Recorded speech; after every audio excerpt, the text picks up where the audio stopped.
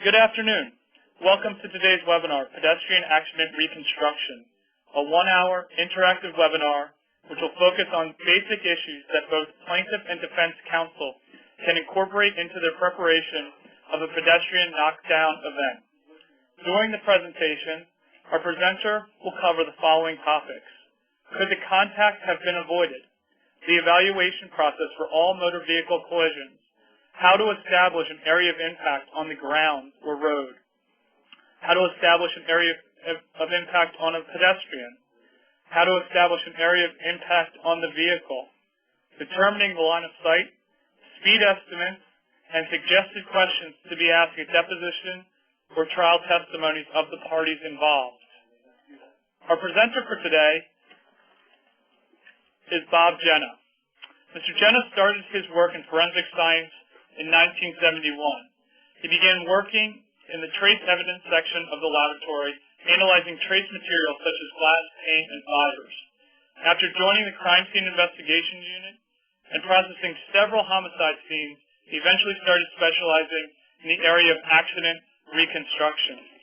Currently, Mr. Genna serves as the director of Suffolk County Crime Lab in Suffolk County, New York. In this position, Mr. Genna manages a staff of 45 professionals in the field of forensic science. These individuals conduct forensic examinations in the area of DNA, firearms, evidence, crime scene analysis, accident investigation, and trace evidence analysis. Mr. Genna also has a private consulting company that specializes in forensic field with an emphasis on collision reconstruction. If you have any questions that pertain to this presentation, please use the chat feature or the Q&A feature, which is on the right-hand side of your screen. Our presenter, Mr. Genna, will do his best to answer the questions during the 2 question and answer sessions that we will have during the presentation.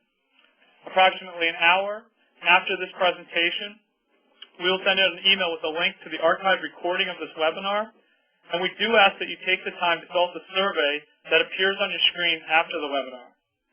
That said, I'm now going to turn the presentation over to Mr. Genna, who will lead us through what I think is an excellent presentation of material. Bob, it's all yours. Thank you. Good afternoon and good morning to those in different parts of the country. I want to focus today on pedestrian knockdowns and give you an overview of the different types of issues that can become a situation when you are investigating or looking into the different aspects of a pedestrian knockdown.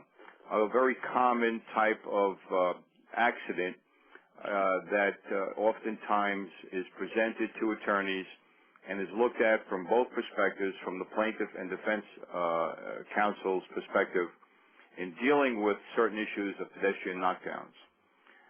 We'll begin today by looking at the primary objective that both either plaintiff or defense can look at with respect to a pedestrian knockdown, and that is whether or not the approaching vehicle operator had an opportunity to avoid the contact with the pedestrian, and then the other one would be, did the pedestrian have an opportunity to avoid being struck by the vehicle?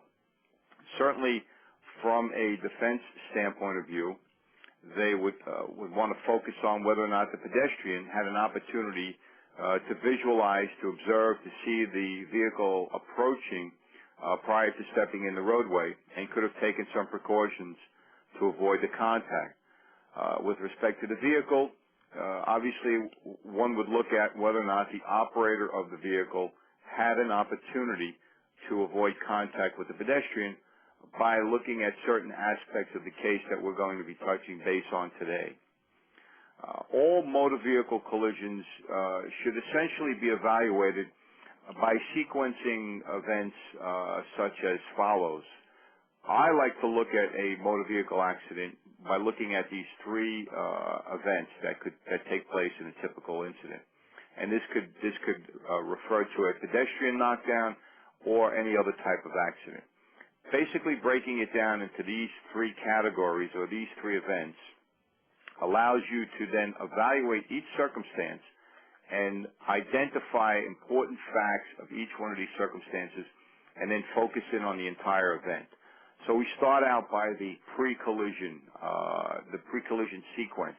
In other words, what was the direction of travel of either unit, whether it's a pedestrian or a vehicle? In this case, we'll deal particularly with pedestrians. So what were the pre-collision paths of travel of the pedestrian before contact occurred? What was the pre-collision path of travel of the vehicle before contact occurred?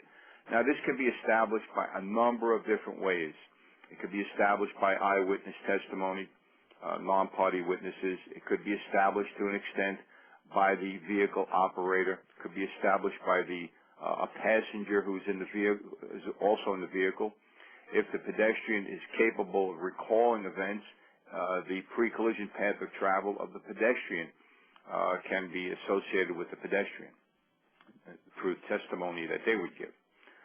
It's important to have this information, this pre-collision path of travel of both vehicle and pedestrian, so that you can begin to set up the overall sequence of the collision when that takes place.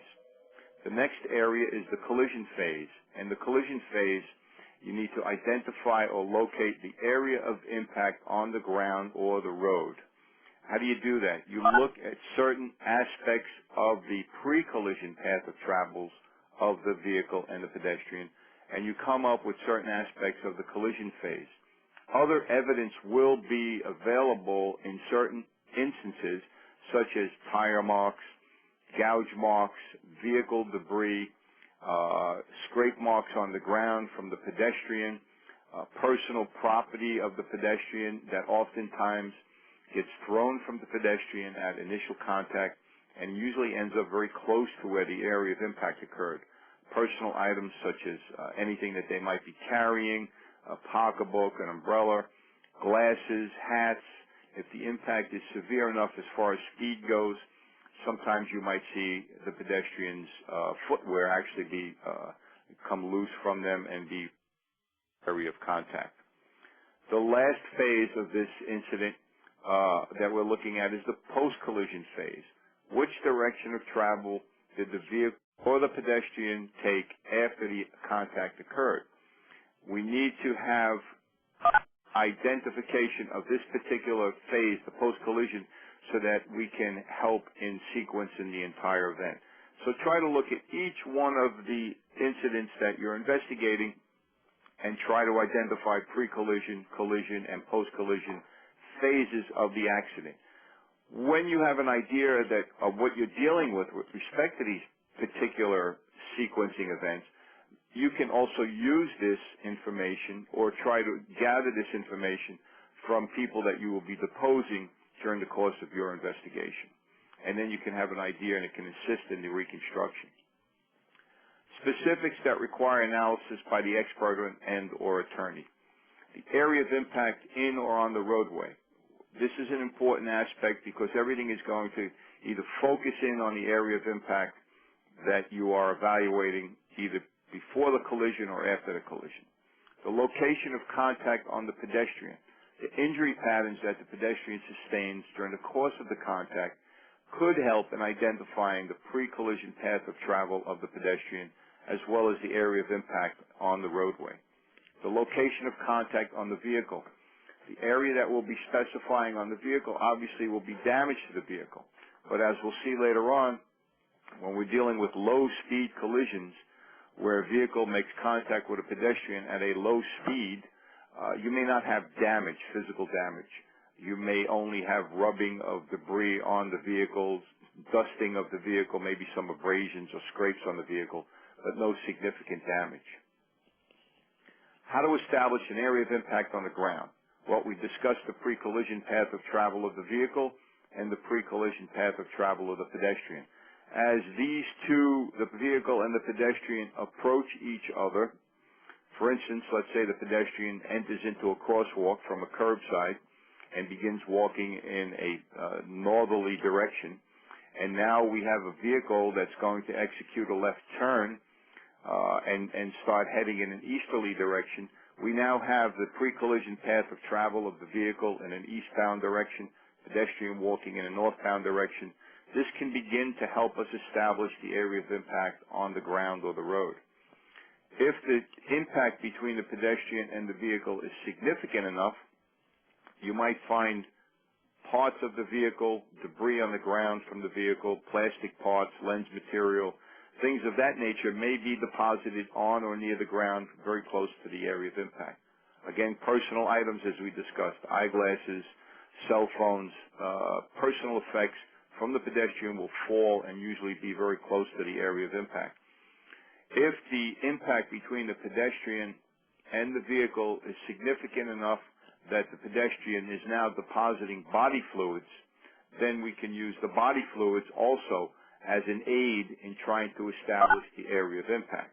In some instances, the pedestrian is knocked down by a vehicle and the vehicle's tires may make contact with the pedestrian.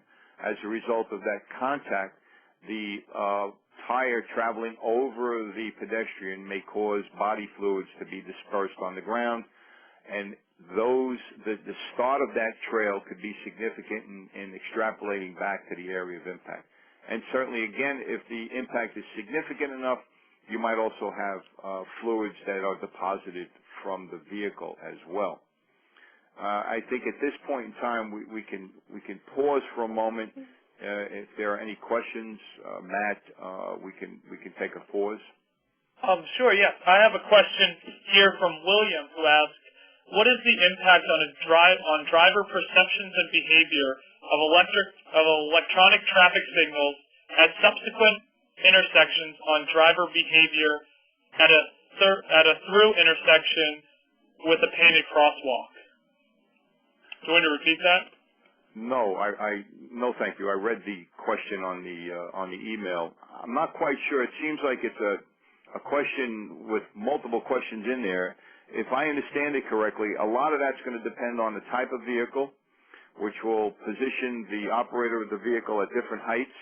A lot of that is going to depend on the sequencing of the electronic signals from the pedestrian traffic control devices and also for the vehicle control devices.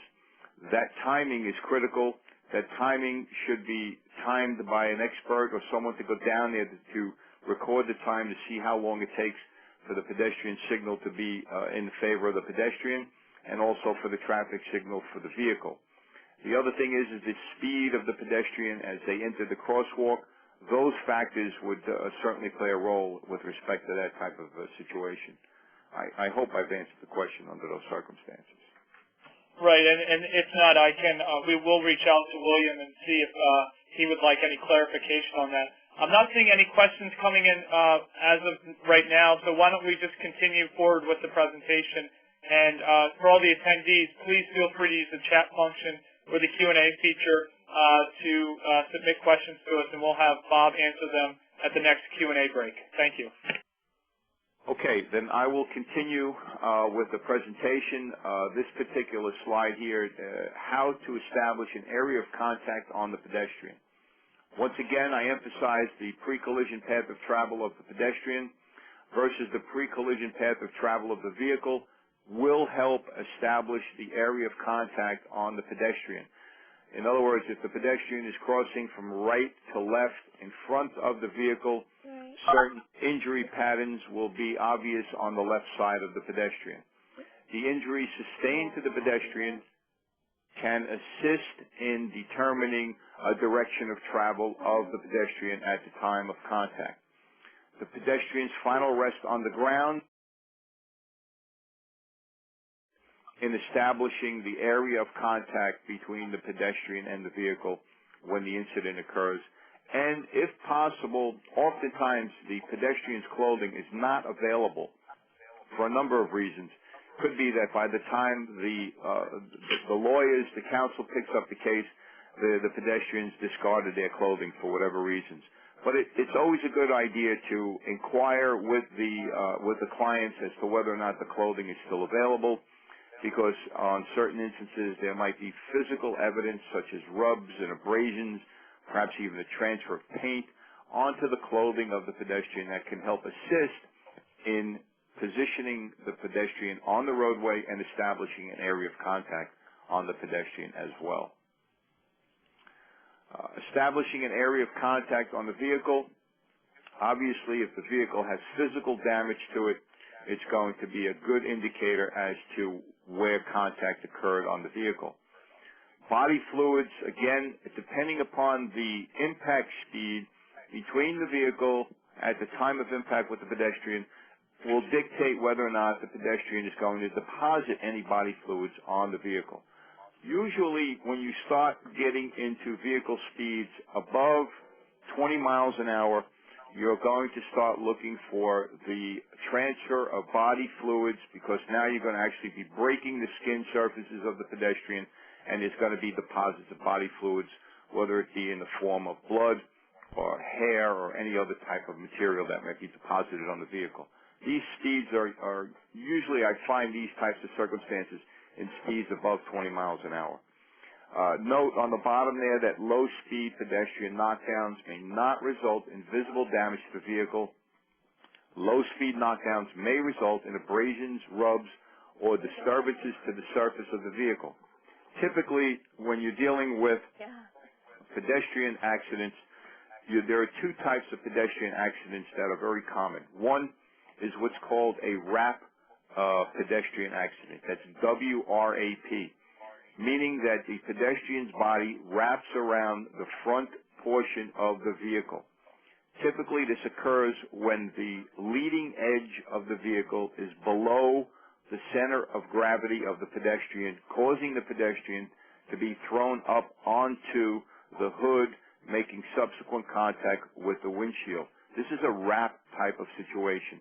Under those circumstances, you can find subsequent contact to the hood, to the windshield, and other parts of the vehicle.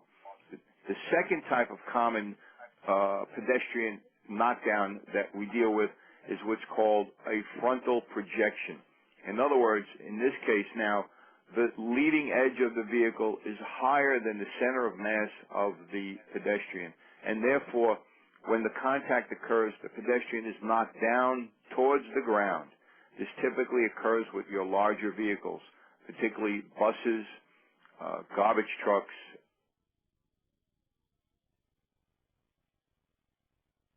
And in those types of circumstances, you oftentimes have an additional contact that may take place with tires from the vehicle running over the pedestrian, and now you have other physical evidence that you're going to be dealing with that you typically would not have when you're dealing with a wrap-type trajectory. So you have your forward trajectories and you have your wrap trajectories. And both of these types of circumstances, these interactions between the pedestrian and the vehicle, will generate different circumstances as far as how the pedestrian is going to be released from the vehicle under each condition. Another very important aspect in a pedestrian knockdown is the line of sight. Did the vehicle operator have a clear, unobstructed line of sight of the pre-collision path of travel of the pedestrian? Tests consisting of measurements and photographs should be done, if possible, to be conducted on the vehicle or an exemplar vehicle if the vehicle is not available to make these determinations. It's a very recommended situation where if you have the ability to take the vehicle or an exemplar vehicle back to the site of the accident and run through a scenario as to how you think this particular collision occurred, will also give you an opportunity to see whether or not the vehicle operator had a clear, unobstructed line of sight of the pre-collision path of travel of the pedestrian. You also may determine at certain points during the course of your investigation in doing these measurements and photographs with an exemplar vehicle or the vehicle, you may determine that there are certain blind spots that a vehicle will have. Many times these large construction vehicles, transit vehicles, buses, oftentimes will have certain areas of blind spots that may become an issue with respect to the driver stating that I didn't see the pedestrian, he or she may have been in my blind spot. You need to have the vehicle available in order to determine the blind spot, and certainly you would need to have the height of the pedestrian involved in this particular incident. And if you run these tests, you should take a series of measurements and depending upon the circumstances, it may also be recommended that you take a video that's placed in the vehicle to show what the driver of the vehicle can and cannot see as he proceeds into the intersection. Did the pedestrian have a clear, unobstructed line of sight of the pre-collision path of travel of the vehicle? Again, this situation should be conducted at the incident location to determine whether or not the pedestrian had an opportunity to see the vehicle before they stepped from the curb into the roadway. This can certainly be an issue if we're dealing with a circumstance where there are no traffic lights in the area that we have to contend with that are either favorable or unfavorable to either the pedestrian or the vehicle.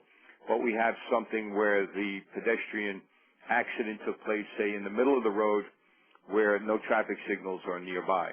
In which case now did the pedestrian have an opportunity before entering into the roadway, into the path of travel of the vehicle, to look either to the left and right and see the vehicle approach.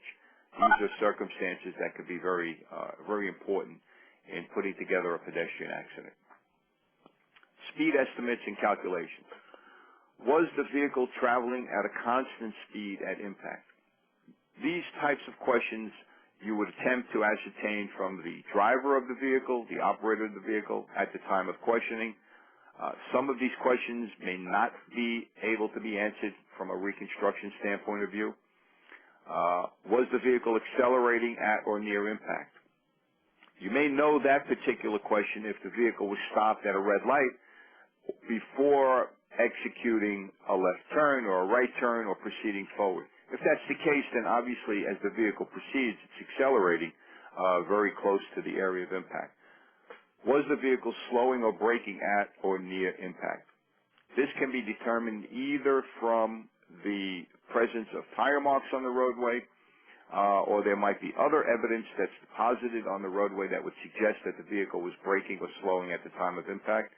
If you have non-party witnesses that were traveling behind the vehicle just prior to impact, obviously if they have an ability to observe brake lights going on at that particular point in time, that would give you a good indication that the vehicle was braking at or near the time of impact. Determining what the vehicle was doing pre-collision may assist in establishing an approximate speed range. Again, going back to the example I gave before, was the vehicle stopped at a traffic signal before it executed a turn and struck the pedestrian? If that's the case, then the ability to measure the distance from where the vehicle was stopped at the traffic signal to where the approximate area impact occurred may be determined. And if you can determine an approximate distance that a vehicle traveled from, say, a complete stop to an area of impact, then you can do tests with an exemplar vehicle, or you can have your expert relate back to tests that have been done in the field as far as the acceleration rate of a specific vehicle. Obviously, a passenger car is going to be able to attain a much higher rate of speed if there was a constant acceleration in a turn over a distance than, say, a bus or a garbage truck or a Mack truck can. And therefore, you can do calculations to determine what the approximate speed would be of the vehicle if you knew the distance. If you have the distance that the vehicle traveled and you use a specific acceleration rate, or you do tests with an exemplar vehicle, you'll have a time that it takes the vehicle to go from point A to point B, and you can also get approximate speeds at the time of that interpretation. Determining an approximate speed range for the vehicle may assist in constructing or reconstructing a time and distance analysis diagram. Time distance diagrams can assist a judge or a jury to understand where the vehicle or pedestrian are throughout the sequence of the incident. It may also help them understand whether the vehicle operator or the pedestrian was in a position to make certain observations prior to contact. A time distance analysis can be done in a graphic formation with a two-dimensional diagram, or if the case requires, a computer animation can be done based upon the analysis that's done by the reconstructionist and then passed on to the individual who's performing the animation. If the work product of the reconstructionist can be put together to perform a time distance analysis of both the vehicle and the pedestrian. Then the animation analyst can then put that down in a sequence to show where the vehicle and the pedestrian was as they approached each other, and given the scenario of the scene, can make a determination as to whether or not either the operator of the vehicle or the pedestrian had an opportunity to view the approaching vehicle or the pedestrian as they came closer and closer together. How did the pedestrian enter the path of the vehicle before contact? This is a situation, this is an issue that always becomes one that needs to be focused in on, and sometimes this issue cannot be answered. But again, non-party witnesses, the pedestrian themselves, perhaps even the operator of the vehicle, will certainly have an opinion as to whether or not, before contact was made, whether the pedestrian was walking, jogging, or running. There's been many, many studies that have been done in the field of collision reconstruction to come up with a range of pedestrian speeds with respect to the age of the pedestrians as they're crossing under different circumstances. Typically speaking, a pedestrian walking on an urban environment, crossing the road, and it walks anywhere from 4 to 5 feet per second. Every second, they move 4 to 5 feet. A jogging individual, usually something in the neighborhood of 6 to 7 feet per second, and then somebody that's running or dashing out into the roadway could actually be traveling at a speed a little bit greater than that, something in the neighborhood of 7 to 8 feet per second. Obviously, the approach speed of the pedestrian could very well be a major factor in determining whether or not the approaching vehicle had the opportunity, even if they did see the pedestrian before contact occurred, did the vehicle operator have an opportunity to avoid the contact? Certainly, if a pedestrian is running out into a street or a child is running out into a street, it may only take a couple of seconds for the vehicle operator to see this individual entering the roadway, and it may not give them an opportunity to take the necessary evasive actions to avoid contact. As opposed to someone who's walking out into the roadway, they may be out in the roadway for 3, 4, 5 seconds, and they may be visible to the operator of the vehicle at that point in time. And now you're getting into a situation where the vehicle operator will have enough time, if they see the pedestrian entering into the roadway while walking, if they're out in the roadway for 4 or 5 seconds and they are able to see this individual, certainly they have much more time to take an evasive action, whether it be steering, slowing down, or stopping altogether, than if the pedestrian was running into their line of path, their path of travel. I have some suggested questions to be asked at deposition or trial testimony of the parties involved. But before I review these, Matt, is it possible we might have some questions at this point? Definitely, yes. We do have a question. I do encourage all the participants to send in their questions to us over the chat or the question and answer feature. Ruth asked, what about the use of vehicle black box info? Okay.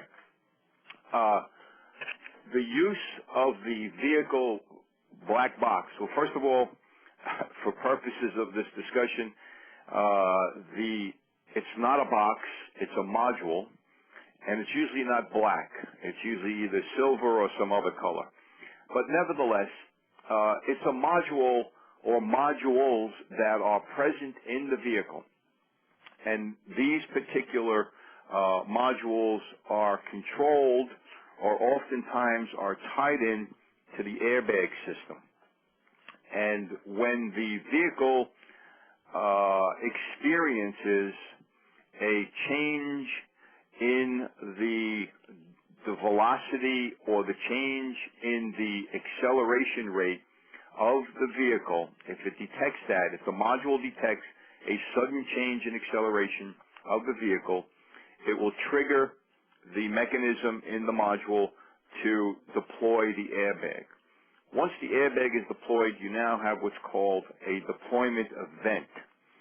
okay? And a deployment event usually occurs at a high rate of speed because the vehicle is not going to deploy the airbag on every bump that it detects in the roadway.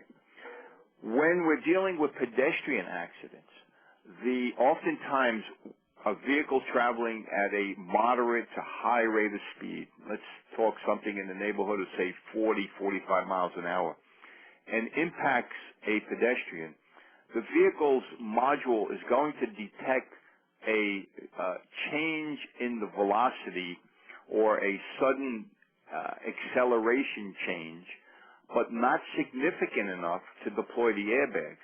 So what happens is the module will detect what's called a non-deployment event, as opposed to a deployment event where the airbags are deployed. You now have what's called a non-deployment event. The module will detect a non-deployment event, and the answer to the question is yes, if the vehicle is available, and if it's available to actually download information from the module, you may get a readout of a non-deployment event that indicates the speed of the vehicle at the time of impact. I have just personally downloaded several vehicles recently on pedestrian impacts. Although the speeds were a little on the high side, in excess of 45 miles an hour, there was some damage to the vehicle. The vehicle obviously detected something occurring when the contact occurred between the pedestrian and the front section of the vehicle, but that detection in that event itself was not significant enough to deploy the airbags, but it was significant enough to record information and to store information on the module. And then when I had access to the vehicle, shortly after the incident, I was able to download that information, and in fact, there was speeds were determined at that particular point. So the answer is, depending on the circumstances, depending on how much damage the vehicle sustains, there is a possibility to download information from the so-called black box module of the vehicle to gather speeds of the vehicle just prior to collision.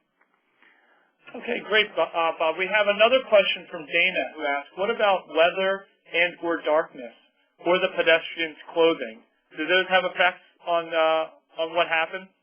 Absolutely. In fact, in those circumstances such as weather, clothing of the individual, we now start talking about what other factors can affect an accident from occurring, and we look at these three things: the environment, we look at the vehicle, and we look at the operator. In the case of weather, we certainly have an influence of the environment. If it's raining, that's going to have an effect on the case.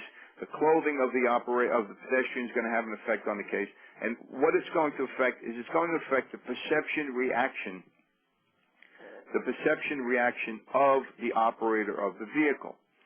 So typically, when you're dealing with perception reaction of a vehicle operator, we're dealing with a time period that goes where the mind, the brain function of the operator of the vehicle is making a determination that something is about to take place and I need to take an evasive action. And that's the perception reaction phase of the operator.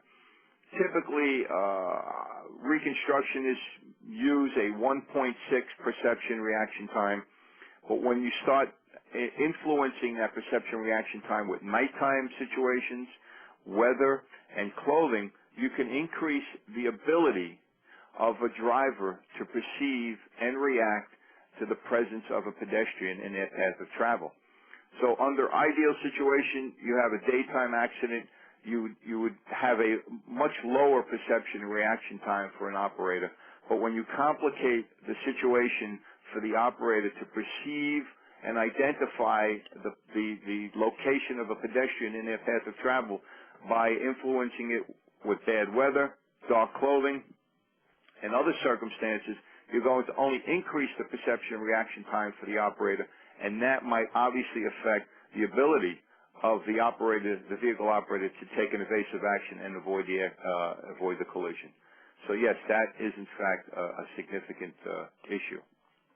Okay, Bob, we have another question from Philip who asks, can one estimate the speed of a bicycle which struck and killed a pedestrian? No evidence. tire marks, or braking, bike not significantly damaged. It was a slight downhill grade, and the victim fell only her body length from the point of impact. I'm sorry, Matt, could you repeat that again, please? Sure, I'm sorry. Philip asks, can one estimate the speed of a bicycle which struck and killed a pedestrian? No evidence of tire marks or braking. Bike not significantly damaged. Slight downhill grade. The victim fell only her body length from the point of impact. To determine the speed of a bicycle that strikes a pedestrian is going to be very, very difficult. There is the stopping distance that one would look at from the area of impact to final rest of the bicycle. Not the pedestrian, but the final rest of the bicycle. If the bicycle is slammed on the brakes from the moment or near the moment of impact to final rest, in other words, slammed on the brakes and the bicycle came to rest, say 30 or 40 feet away from the area of impact, then there are formulas that can be used to get an estimate of the speed range of the bicycle at the time of collision. So, because there are the friction values of the road surface with respect to bicycle tires are different than they are with respect to automobile tires.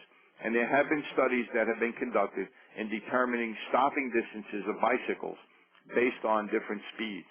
So you might have to do some tests at the scene with a similar bicycle, an exemplar bicycle, to determine whether or not you can come up with the distance that come up with a relationship between the velocity of the bicycle and the distance that the bicycle stopped from the area of impact to final rest. If the bicycle did not stop and continued down and stopped several hundred feet away, then I think you're going to have difficulty in determining the speed of the bicycle at the time. But otherwise, if you have some good evidence to work with as far as stopping distances go, you might be able to get a range, a speed range of the bicycle.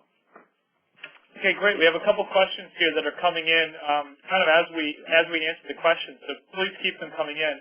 Leslie asks, is the 1.6 seconds to appreciate the problem or to take action to avoid the problem? It's to appreciate the problem. It's that period of time. It's the decision-making process. It's not the actual response of the vehicle. The actual response of the vehicle would normally be, if it's braking, it would be a braking distance. So it's to appreciate the situation, the problem that's about to take place. It's the perception and reaction of the driver is to perceive something, to identify it, to make a decision to do something, and then to respond.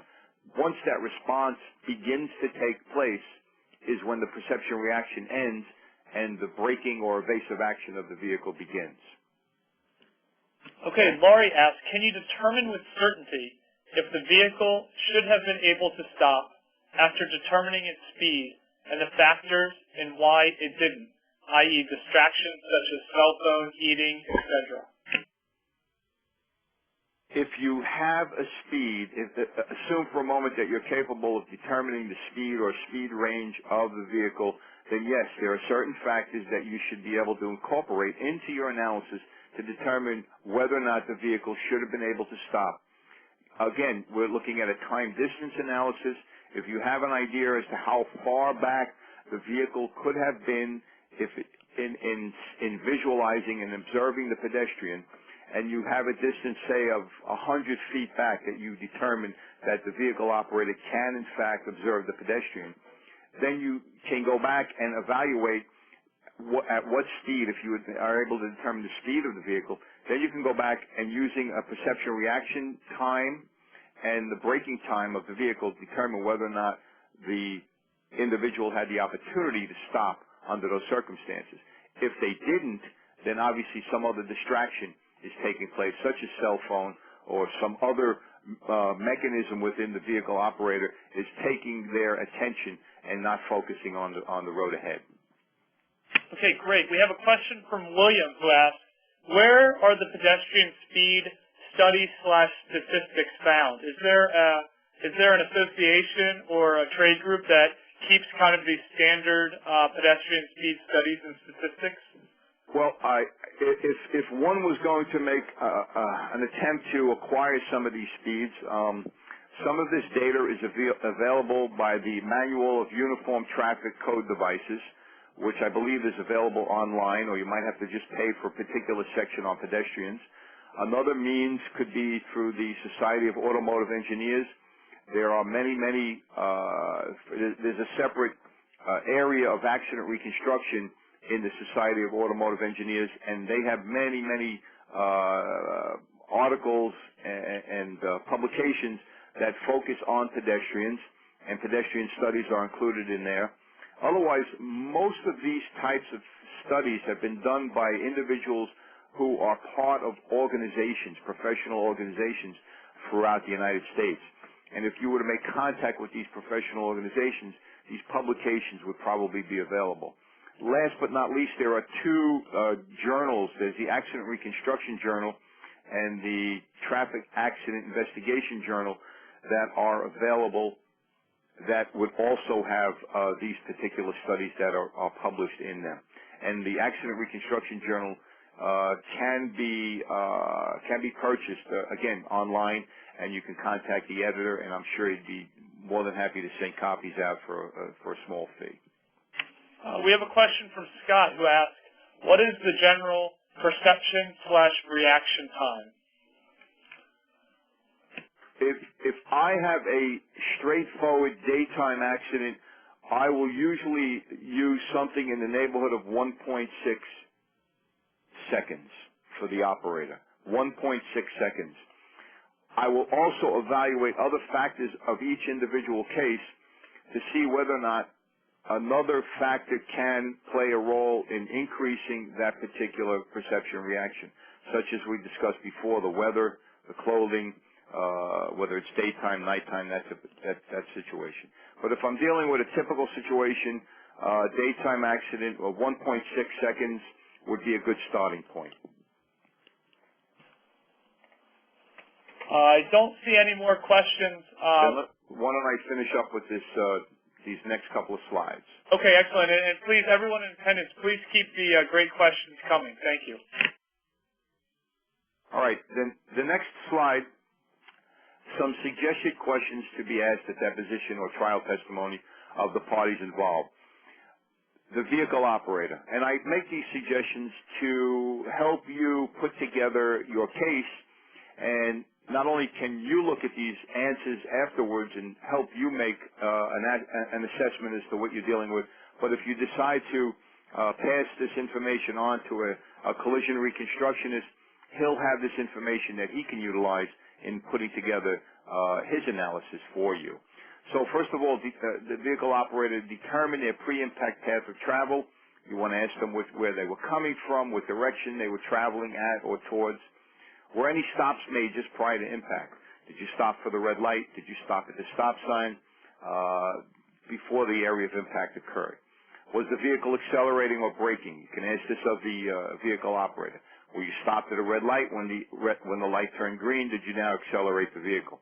Or as you came down the roadway, you saw the pedestrian in the roadway, did you make an attempt by applying the brakes? Where did initial contact take place in the road? Get an idea. This is an area of contact, not the specific point of contact, but we're looking for an area of contact on the road. Where did the contact occur on your vehicle?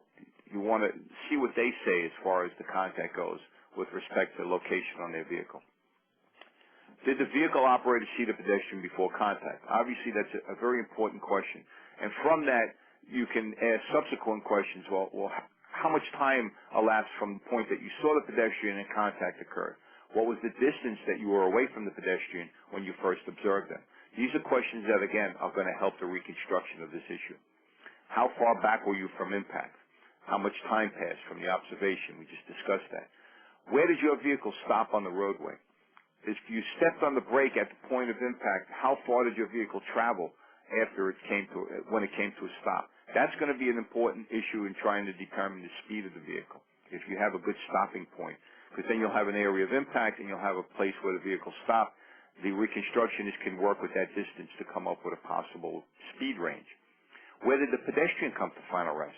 If you have the pedestrian's final rest and you have the approximate area of impact, there are many pedestrian trajectory formulas that have been derived from empirical studies that have been done in this field to come up with the speed ranges of the vehicle as far as the distance that the pedestrian was thrown. Were there any obstructions as you approached? You want to elicit that information from the operator. Questions for the pedestrian if they're available. Determine their pre-collision path of travel, where they stepped off the curb, determine the method of approach. Were you walking? Were you running? Were you jogging? Describe where on their body they felt the initial contact. This could be substantiated from the injuries, either from the hospital or if it's a fatality, from the autopsy. Did you observe the vehicle prior to contact? A very important question. Where was the vehicle located when you first observed it? A kind of a distance thing that you can work with. Where did you come to final rest? If they remember. Oftentimes it's a difficult question for them to remember, but you might have non-party witnesses that may help you with any of these questions that we're asking of the pedestrian. Did you see where the vehicle came to final rest? Again, a difficult question for a pedestrian who was just hit by a car, but certainly a good question that you might want to ask of a non-party witness. And that pretty much sums up the presentation, Matt. If anyone has any questions, we can certainly answer them. Sure. I have a question that came in to me from Laurie, who asked, what special considerations are there when a vehicle backs into a pedestrian? Well, certainly observability, whether or not the vehicle operator had the ability to observe the pedestrian prior to backing up. Did they look around? Did they look in their mirrors? Did they have any kind of a screen where some of the newer vehicles have a screen when they put the vehicle in reverse you can observe behind you. If not that, then did you look in your mirrors? Did you make observations before you decided to back up? Those are things that I would focus on if I was dealing with a vehicle that was backing into a pedestrian. Okay, great. There are a couple more questions that are coming in. Before that, Bob, are you seeing with the advent of these smartphones and people trying to multitask that you're seeing a lot more accidents with people on their BlackBerry, their iPhones, trying to text message or download an app or surf the web? And are you really seeing kind of an increase in people, distracted drivers? The problem with that is that people are not going to say they're on the phone at the time of the incident. Nobody's going to make a statement that I was texting or I was talking on the telephone when the collision occurred. So now you have to, either by court order or some other means, is you have to obtain, well, first of all, you have to get their phone number, and then you have to obtain the phone records. And then you have to try and tie the timing of the phone records into the timing of the incident. And that's very difficult to do. I don't doubt for a moment that many accidents are taking place because people are on the phone or text messaging. But the difficulty is trying to prove that in a court of law. And the only way really to do that would be to get the phone records and try to correlate that with the time of the accident, correct? Yes. Okay. I'm not seeing many more questions come in.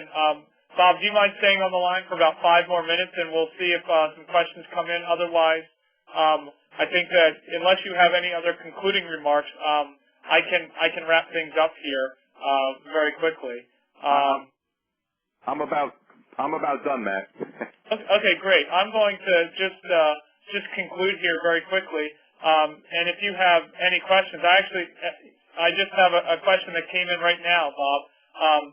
Any special issues concerning pedestrian accidents in a school zone crosswalk, but was on a Saturday? Well, certainly you have to determine what the laws are under those conditions. If the laws under those conditions are only for school hours, then it wouldn't apply to a Saturday situation. So it's important to determine what the particular laws are under those circumstances on an off day. Okay, we have another question here from Sharon. It says, in what circumstances will you expect the pedestrian to have a frontal projection with a smaller vehicle, pedestrian suffering from broken foot? Under what circumstances would I expect a pedestrian to have a frontal projection? That's correct, yes.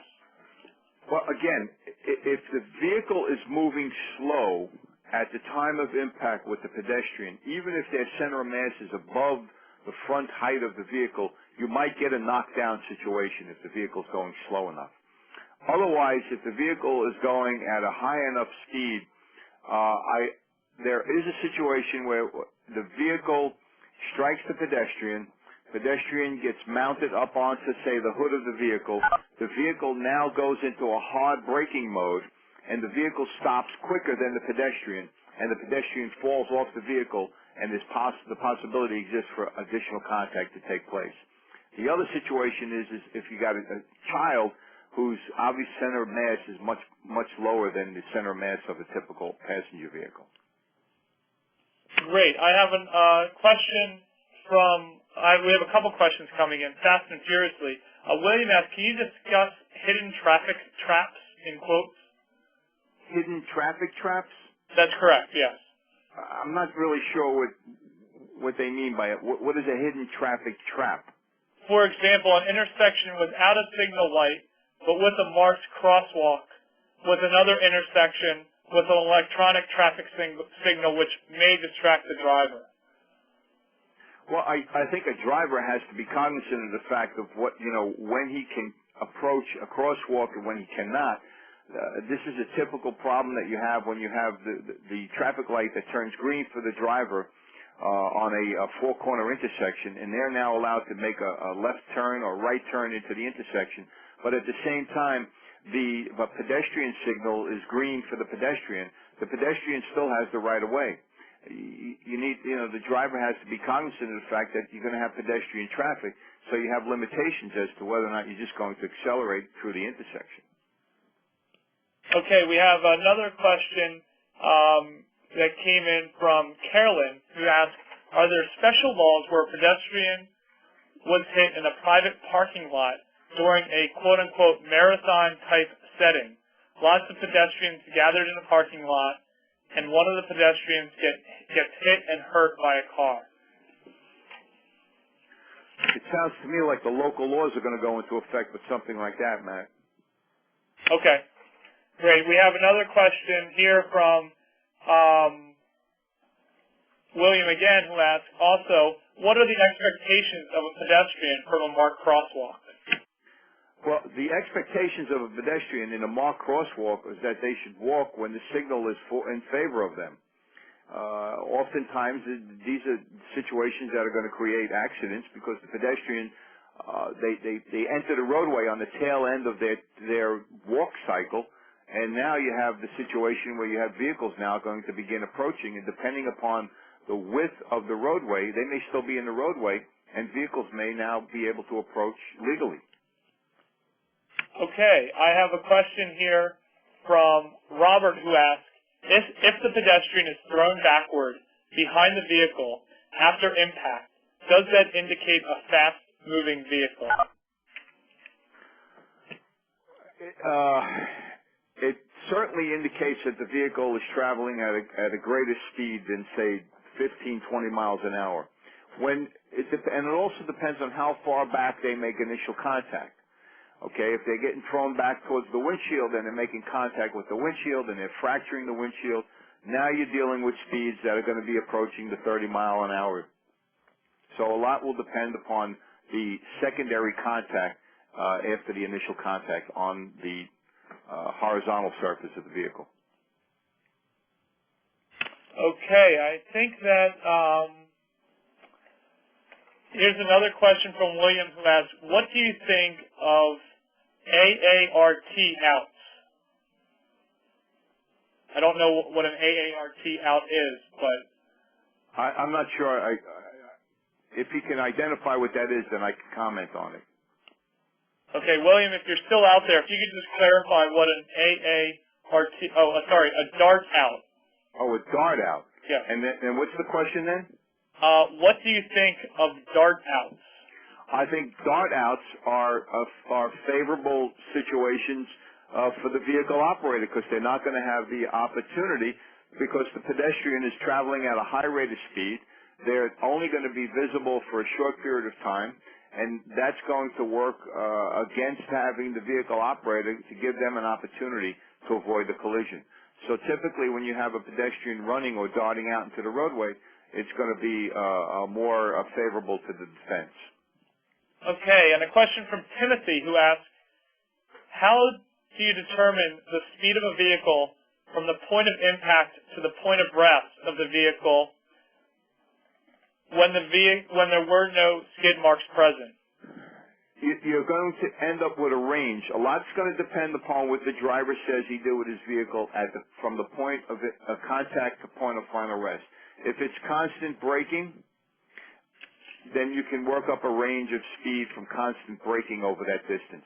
If the operator of the vehicle says that the first time he became aware that there was contact, was at contact, then that distance from area of impact to final rest, you need to include a percentage of that for the perception reaction. So a lot will depend upon what the operator states they were doing at the time of contact. Okay, John Redman asks, hold on, let me just read it here. Do you agree that absent extraordinary circumstance, a daytime collision between forward-moving vehicle and a pedestrian almost always has some fault on the driver? A lot of that will depend upon how long the pedestrian was in the roadway for the approaching vehicle to make observations. In other words, I understand the question, but a lot of it's going to depend upon how much time did the vehicle operator have to perceive that pedestrian in the roadway. If it's a daytime accident and the pedestrian is running, it's certainly not going to be the same set of circumstances as if the pedestrian was walking in the roadway for an extended period of time. Okay, Robert asks, if a pedestrian is in a marked crosswalk, no light, be it running is the vehicle that hits the pedestrian, at fault what percentage? So if a pedestrian is in a marked crosswalk and there's no light, and it looks like the pedestrian is running the vehicle that hits, there's a running vehicle that hits the pedestrian, where does the fault lie? I'm trying to understand this question, I'm sorry. So a pedestrian is in a marked crosswalk and a vehicle hits that pedestrian, where does the fault lie? A lot is going to depend on who has the right-of-way. And I don't know, it seems like there's a lot of circumstances in that case that needs to be dictated as to who would have the right-of-way. Certainly, if the pedestrian is in a crosswalk, oftentimes they have the right-of-way. We have no lights, so that means the vehicle is approaching from some distance. The pedestrian enters in the crosswalk before the vehicle is at that particular point in time. I would think that the pedestrian has more of a right-of-way at that particular, under these circumstances. Okay, I don't see any more questions coming in, so we're going to wrap things up here. Bob, thank you so much for your time. All the comments that have come in have said that you did an excellent job, and people very much appreciate the time and the effort that you put into it. So